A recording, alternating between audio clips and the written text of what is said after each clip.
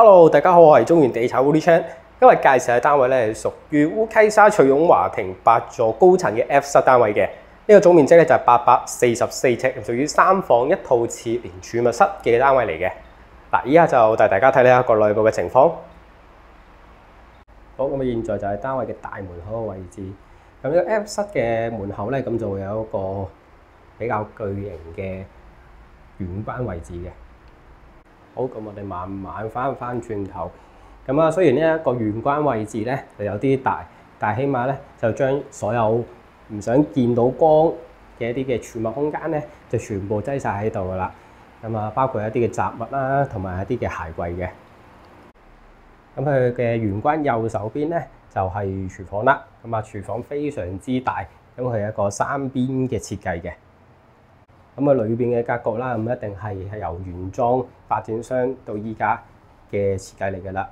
咁啊，全個屋嘅裝修咧，咁一定要重新再設計過啦。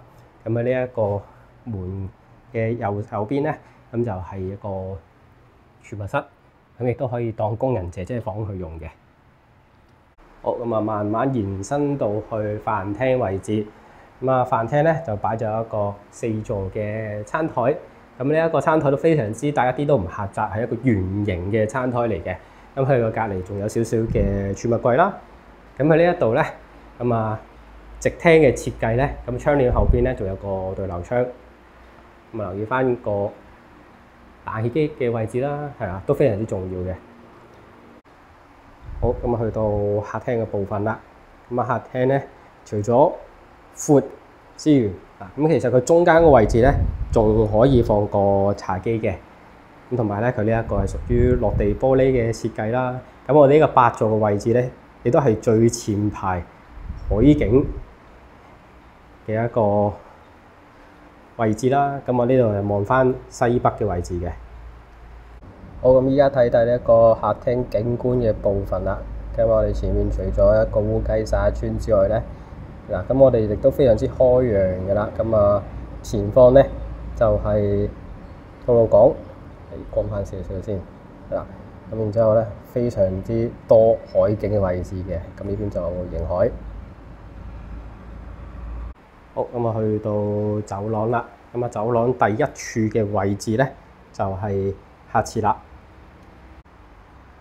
咁啊，好少有好多啲原裝嘅單位啦。咁啊，零零舍舍咧，咁啊將個客廁咧就翻新晒。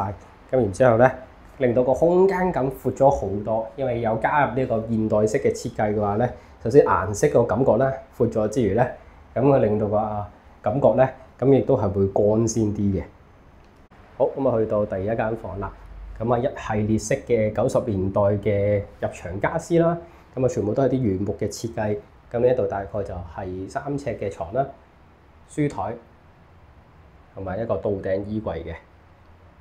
好，咁我哋所有嘅房間咧都係廳房同向，咁啊望晒全部海景嘅。好，咁啊去到第二間房啦。咁佢有一個相反方向嘅設計。咁呢一個位置咧，咁佢嗰個太陽咧，咁就會多少少啦。咁啊，現在時分咧就係5點15分。咁佢呢一個位置咧，如果中意有翻啲陽光嘅位置嘅話咧，咁應該就呢一個做翻書房亦都 OK 嘅。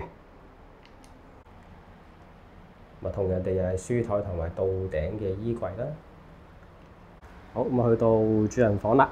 咁啊，主人房亦都係啲90年代嘅設計啦，空間感唔需要話太過牽強。咁啊喺右邊咧已經做晒一排個嘅到頂衣櫃，跟然之後目測咧5尺半左右度啦，係啊。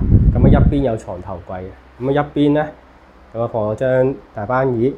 咁喺呢一個嘅位置咧都非常有啲意思嘅。咁呢邊咧除咗就係望翻日景嘅海景啦，仲有一個唔錯嘅夜景都睇到嘅。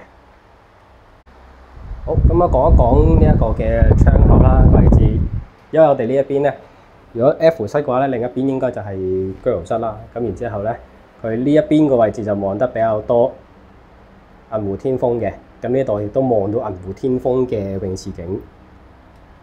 好，然之後最後去到主人套廁啦。